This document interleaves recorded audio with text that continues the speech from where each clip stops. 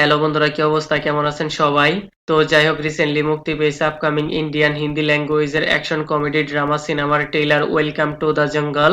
Already হয়তো ট্রেইলারটি আপনারা অনেকেই দেখে ফেলেছেন অ্যান্ড আমিও দেখেছি।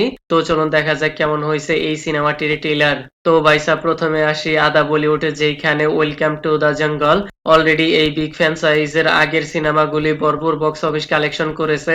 বাট এখনকার এই সময়ে এই সিনেমাটি কতটুকু অডিয়েন্সদের এন্টারটেইন করবে সেটাই মেন পয়েন্ট।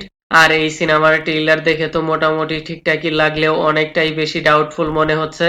কেউ কি অডিয়েন্স তো এখন high octane action sequence and a fresh story line consume করতে লাইক করে।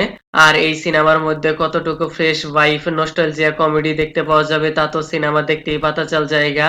তো এত বড় এই ট্রেইলার দেখে এতটুকু আইডিয়া করা যায় কি হতে পারে সিনেমার স্টোরি লাইনে, যেখানে এই সিনেমার মধ্যে আরেকটি সিনেমা তৈরি হচ্ছে ওয়েলকাম টু দ্য জঙ্গল।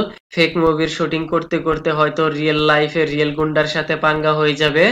আর শুটিং করার সময় যত রকমের সিচুয়েশনাল কমেডি ডায়লগবাজি কতটুকু অডিয়েন্সদের এঙ্গেজ করে রাখবে আই ডোন্ট নো, বাট আমার কাছে তেমন একটা হাইপ মনে হচ্ছে না।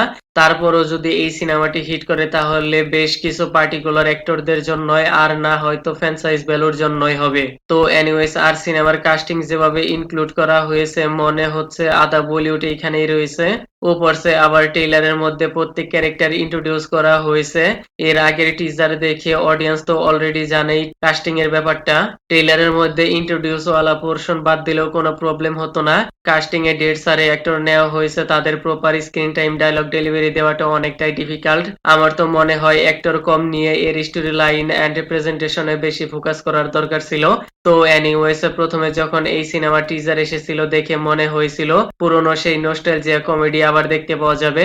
আই হোপ এই সিনেমার মধ্যে প্রত্যেক character build up, acting, personality, dialogue delivery and presentation সবকিছুই ঠিকঠাক হয়ে যায়, তাহলে সিনেমাটি হয়তো থিয়েটারে বেটার পারফরমেন্স করবে।